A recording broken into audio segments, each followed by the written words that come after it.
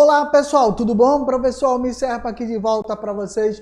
Vídeo aula para você do 8º ano, número 29. Vamos falar de probabilidade estatística com uma diferencial, tá? Um diferencial aí bem tranquilo. É pesquisa amostral apenas, mas eu vou fazer uma revisão. Se liga aí. Bom, nossa equipe de hoje, nós estamos aqui com a nossa Aline, tá aqui no cantinho do vídeo. Aqui, tá vendo? E aí, você não está visualizando, mas ela, nossa parceira Aninha, está conosco, tá bom? Vamos para a nossa... antes de começar, eu tenho que agradecer professores que estão sempre mandando a nossa videoaula aí como parceiraço para os alunos do ensino fundamental. Obrigadão, tá? Professor Eudes lá de Limoeiro, professor Neno e demais professores, professora Lília, também lá de Limoeiro. Grande Celso, meu parceiraço, professor, tamo junto, viu? E demais professores aí que sempre mandam nossas videoaulas. Não esquece também de dar um pontinho para os alunos aí, para o desafio da nossa videoaula, que é muito essencial. Você que não está inscrito aí, entra no Instagram, Roberto na transmissão, tudo junto. Vamos para a nossa videoaula número 29. Vamos lá, Aninha! Vou falar sobre primeiro a palavra estatística, que é importante, tá bom? Primeiro, o que é estatística? Como é que ela se ressignifica? A palavra como origem, né? Se a gente partir, por exemplo, da palavra grega, ela significa estabelecer ou verificar, ok? Então, eu posso escrever estatística, estabelecer e verificar. Isso já vem desde a época grega. Se a gente for levar em consideração a língua latina, ela representa status, né? E o que é status? Estado ou situação. Então também você pode escrever estatística, status ou situação ou próprio estado como representação aí na língua latina. Fechou? Deu para entender agora claramente o que é a expressão, e a estatística não tem expressão única, tá vendo? Ela é representada aí por vários termos. Vamos conosco.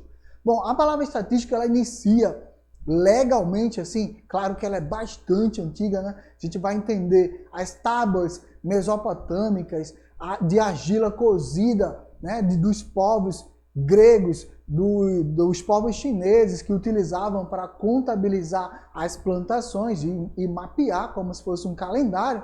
Bom, mas quem realmente a representou no papel foi o alemão Goffredo, e fez essa pesquisa sobre a palavra estatística e trouxe para a gente em ambas as línguas. Aí eu trago para você uma dica muito interessante, que é do nosso org, do projeto Tamar, muito legal, sabe? Eles falam sobre diversos tipos de tartarugas marinhas e, é claro, né, faz a defesa, e é muito legal o projeto Tamar. Já visitei, adoro o projeto Tamar. Tem uma tirinha aí que fala sobre estatística, se liga aí. Vou ler para vocês, ó. Um grande parceiraço aí do nosso amigo tem um hospedeiro em seu casco. Então ele fala, e aí, bro, você que entende de estatística, ele está perguntando ao hospedeiro. O hospedeiro diz que, ó, dou meus pitacos aí. E aí ele disse, descobri que a cada 1000 tartarugas que nascem, só uma ou duas chegam à fase adulta.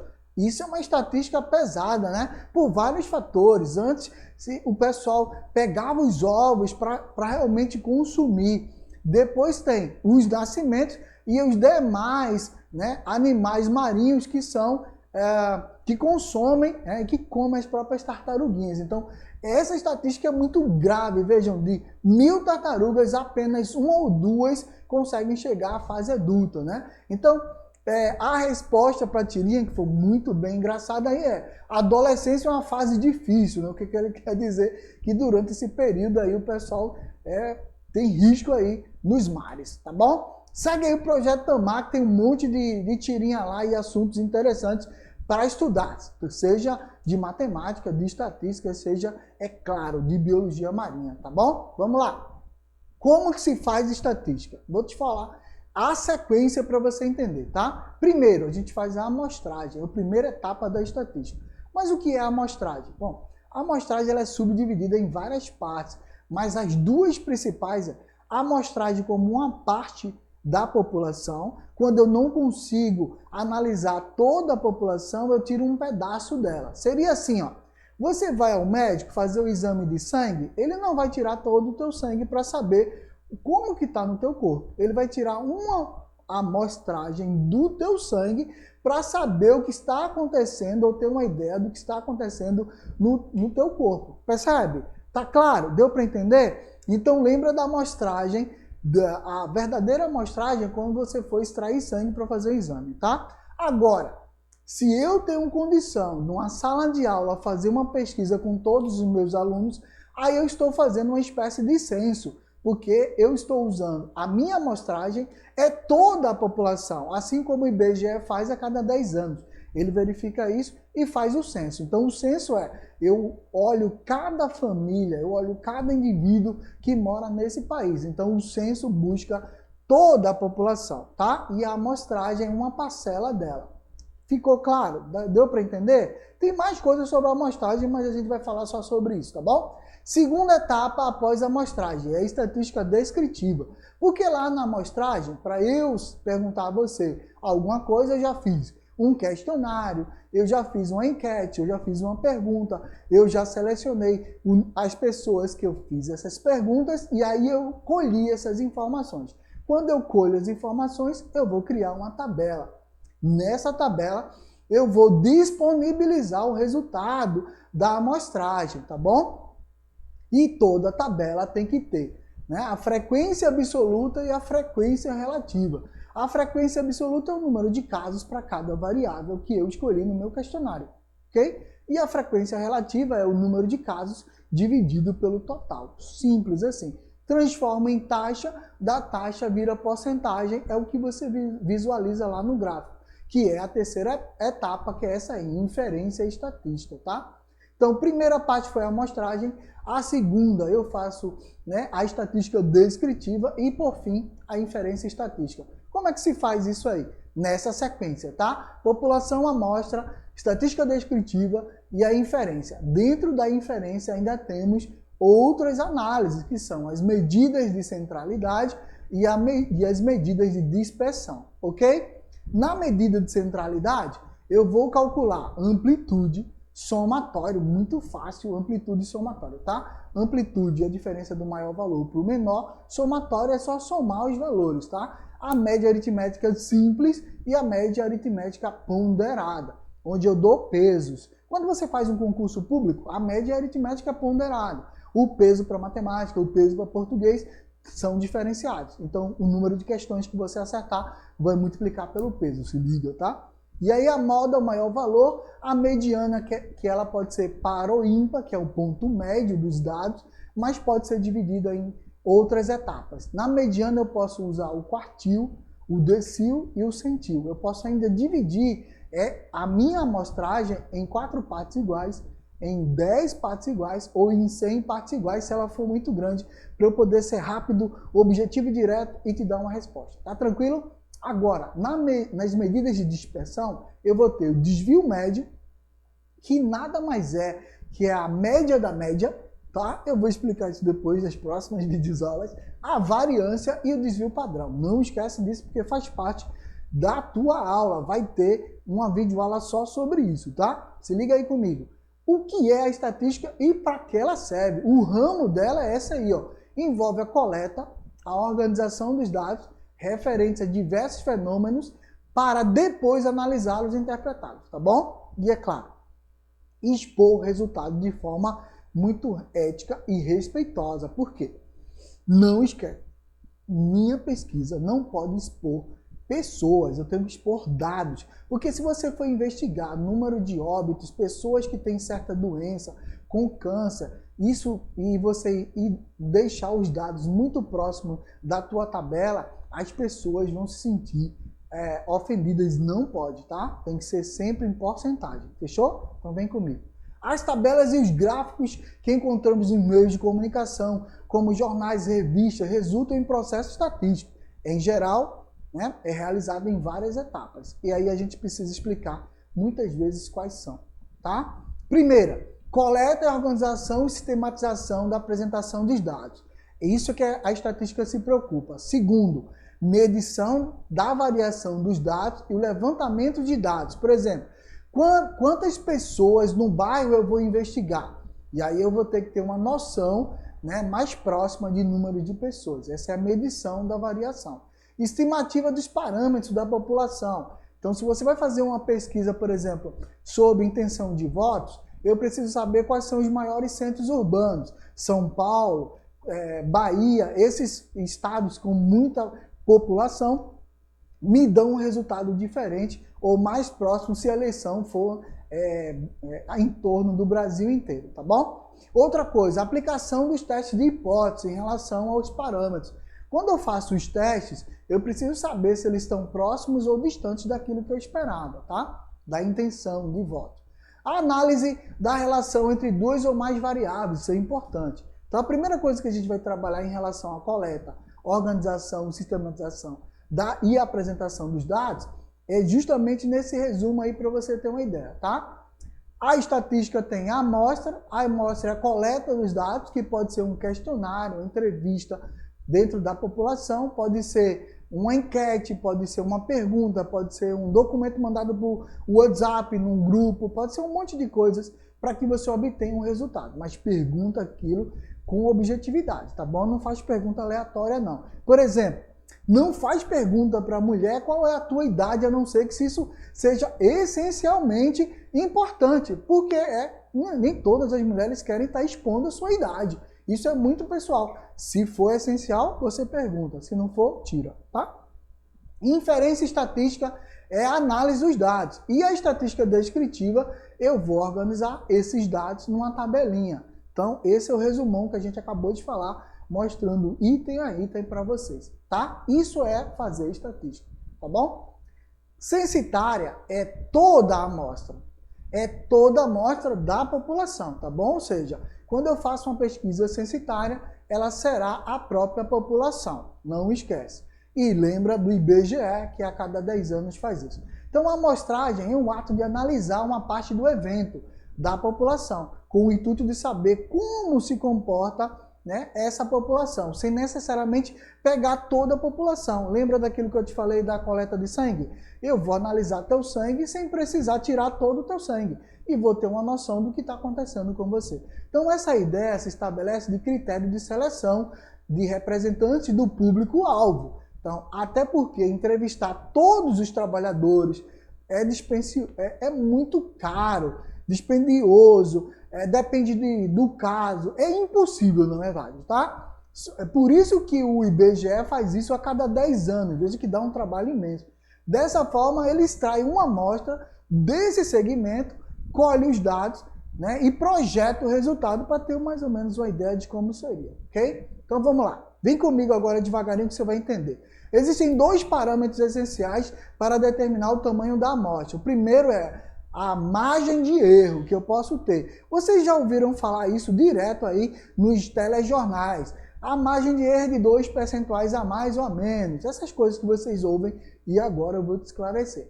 Ele expressa a medida de erro na coleta da amostra. Por exemplo, eu esperava que a resposta fosse X e aí ela não sai bem assim. Então eu tenho uma margem de erro para poder lidar com isso, senão eu vou ter que dispensar essa amostra porque eu vou mostrar um dado que não é real, tá? E tem um nível de confiança que informa a certeza dos dados existentes na margem de erro, ou seja, os percentuais variam entre 5% aí no máximo, tá?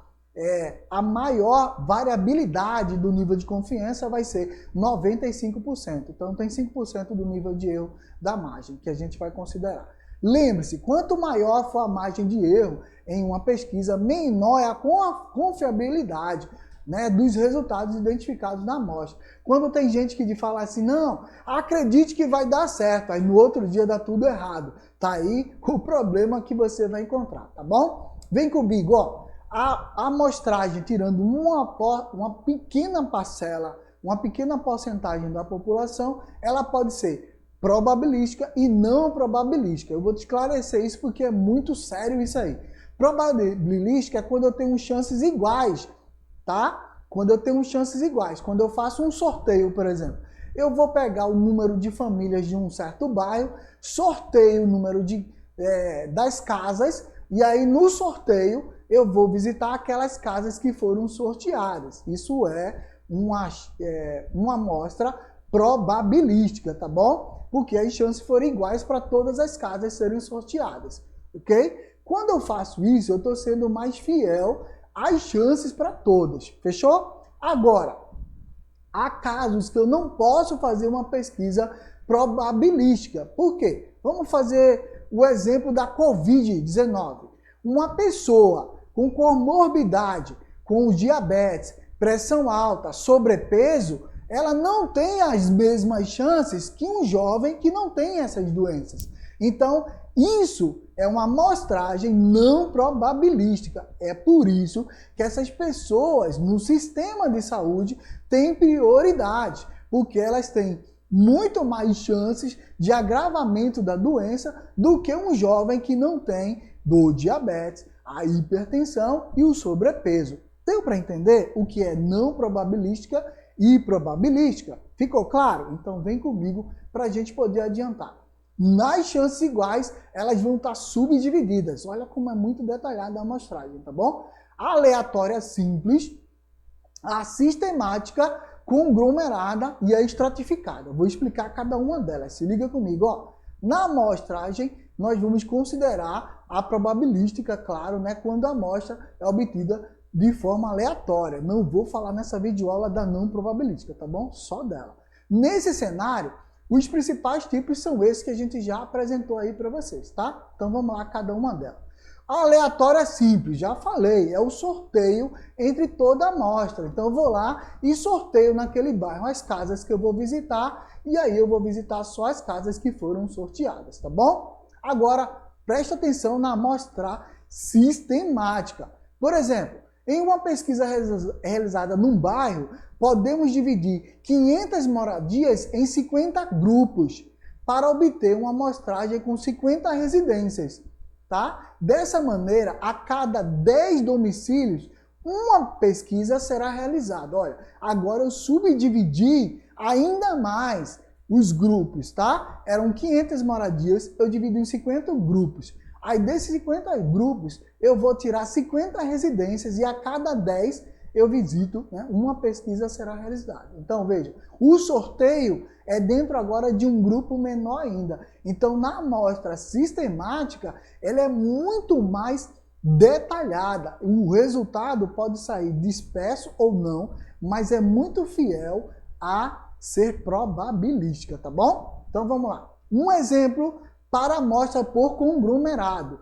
O exemplo do uso da amostra do conglomerado é em pesquisas eleitorais. Normalmente, essas pesquisas são realizadas em 3 etapas. Primeiro, os municípios são selecionados de acordo com a grandeza. Como eu falei para vocês, por exemplo, São Paulo, né?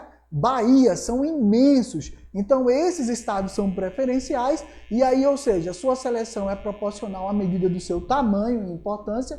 Na segunda etapa, os setores censitários também são incluídos, ou seja, se eu puder investigar todos em São Paulo e todos na Bahia seriam ótimos, mas se não, vou pegar uma proporção. Por fim, na terceira etapa, os eleitores sorteados dentro de cada segmento escolhido, tá? Se eu não posso fazer todos, eu sorteio ali dentro daqueles maiores estados, com quantidades maiores de pessoas. Deu para entender? No conglomerado fica mais fácil, é isso que você ouve o tempo todo ou assiste na TV.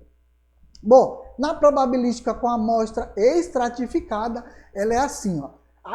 É extrato. Extrato quer dizer classificações, tá? Uma amostra estratificada, ela tem apenas 2 passos, são necessários. Primeiro, deve-se dividir a população em grupos distintos e esses grupos devem ser segmentados, né, com característica da população que auxilie o tema estudado. Podemos ser idade, sexo, trabalho, nível de escolaridade, entre outros. Vocês vão escolher, tá? Então, isso é importante. E dessa estratificada, ela é detalhista. Eu vou buscar só aquele nível que eu quero, tá? Não esquece disso. Ficou claro? Tá tranquilo para vocês? Foi rápido? Não se preocupa. Volta aí, dá pausa no vídeo, volta e assiste cada uma delas e vai detalhando aí, tá? Resumão para vocês. Amostra probabilística. Qual é a vantagem e desvantagem? Na vantagem, é a seleção aleatória. Eu não estou escolhendo ninguém, não estou indicando ninguém. Fica mais fácil, é sorteio.